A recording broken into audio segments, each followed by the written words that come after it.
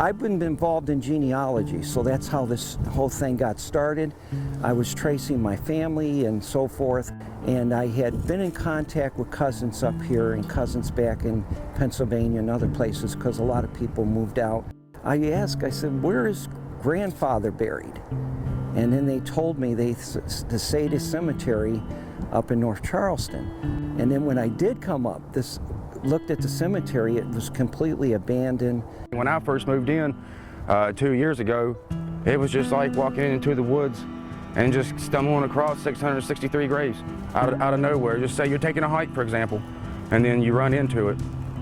It's overgrown, madly overgrown. Probably close to 700 families buried here.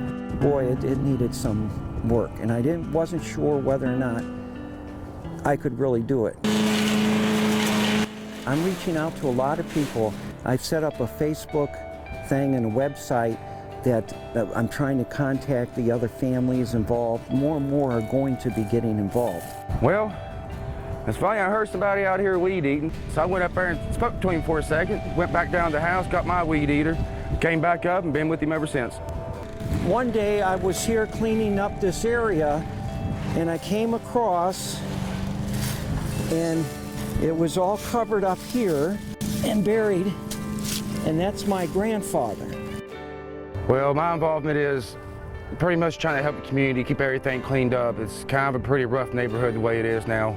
My main reason in here with him is to keep up with the community. Try my best to keep up the community and keep everything clean in this part of town. Very interesting up in here because if you notice, there's numbers on the stones. See, a lot of people had theories of what the numbers meant, but obviously it meant that they were buried before they had a tombstone. So some of these folks never got their proper tombstone. Here's one right in the tree here.